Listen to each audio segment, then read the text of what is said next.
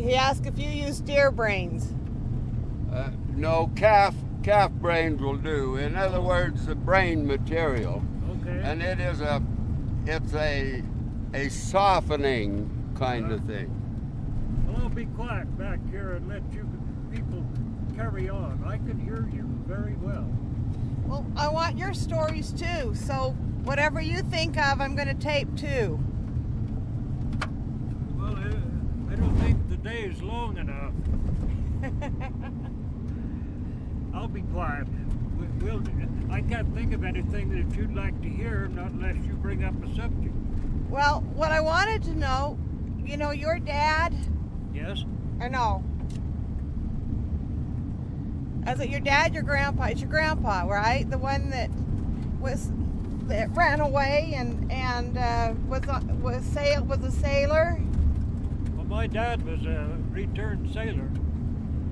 Yeah, he spent 4 years in the Navy. Now, was that in the Spanish-American War? What Yes. was it? Yes.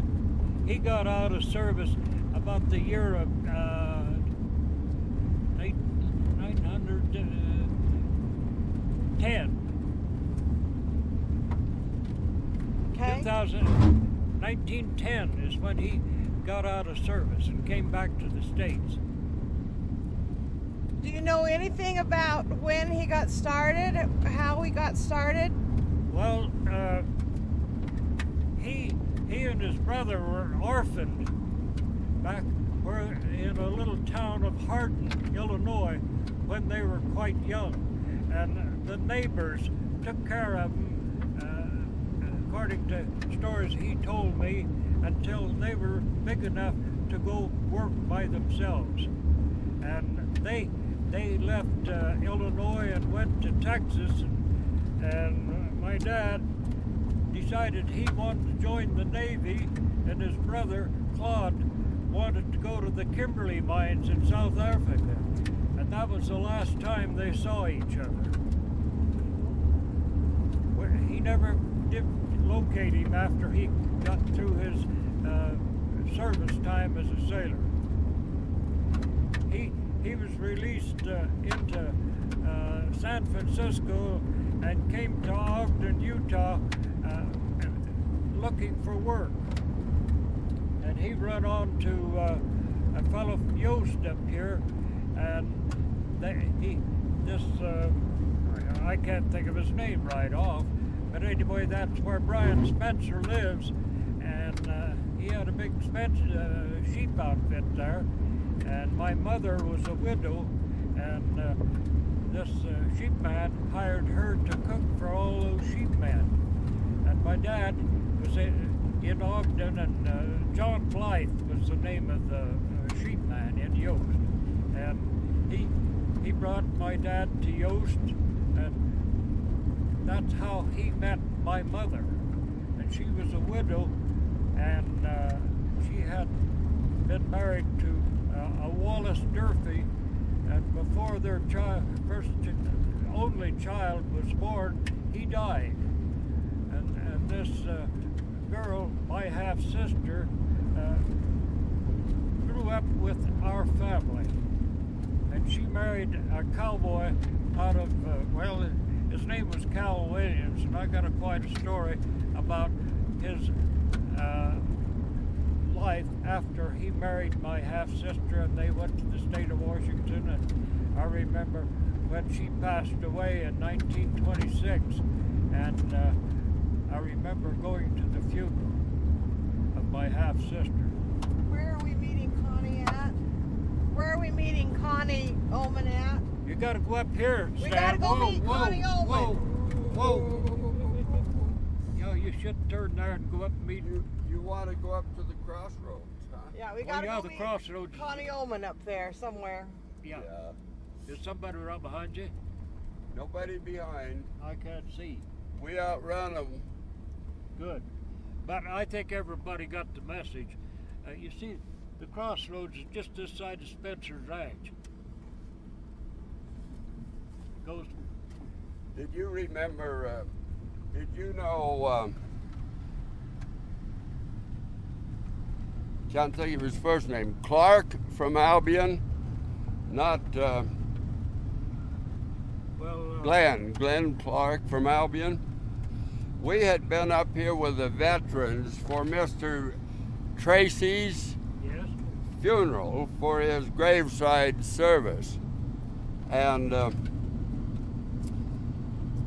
as we came back down along here, I told that man to look around you, all around. You don't see many people. This is a hard land. And that tickled that man. He said, you're right. The rest of his days, we'd be together for meetings. And he would laugh about that. He said, there's no doubt about it. Now, I think I finished my story. Tell me what you know about your dad when he was a sailor. Well, I've got pictures of him in China, and he and his friends would go out in the area and play, and I've got a picture of him riding an artificial elephant. And well, he had 2 big trunks that he had his clothes in, and I still have one of them at my place. And my sisters got one of them and took them to Oregon with them when they left Idaho. I guess that's about all, not unless you got a question now there. Well, somewhere I heard or saw that he was in the Spanish-American War. Or was that true, or did he just join? He just became a sailor. He joined the service and become a sailor, and he was in the Spanish-American War, and he was always on a ship, but they would dock in China and Japan. And he told me when I was old enough to understand, you know, we're going to have trouble with the Japanese people. But when we used to go inland and walk the streets or sidewalks, they wouldn't let us walk the sidewalk. We'd have to go down the middle of the street. We were Americans. Interesting. Not long ahead. So tell me about Cal Williams. Well, Cal Williams just kind of migrated into this area, and he and my dad become quite friendly, and they raised, my dad and Cal would go out in the mountains and gather wild horses, and they bred those mares to a jack that my dad had hired from Elba. I can't remember. Sam Barker, I believe, was the name of the fellow that owned the jack, and they bred those wild mares and raised a lot of colts, and they sold them. And I remember as I was growing up, we had a team of mules that my dad had raised, and they were real nice animals to work with. I guess you better ask another question. What did Cal look like? Well, he was a tall, slim, well-built fellow. I've got pictures of him. He migrated, he and my half-sister, to the state of Washington, and that's where she passed away. And some of his relatives got in touch with me and sent me a lot of information about Cal Williams, but I never was around him, only when I was just quite a small kid. But I have information that has been handed down through a girl. I believe she lived in Elko, Nevada, but I found her letter just the other day and read it. She gave me a lot of information about Cal Williams. Okay. We'll have to get a hold of it. Stan has told me a story about Cal. Was it Cal? Riding that horse?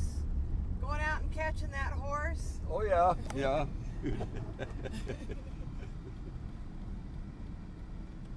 is that... That doesn't look like them. I can't tell whether that woman in there is an old one or not. No, it's not Connie. I Is don't it? know who it is. This is not Sheridan.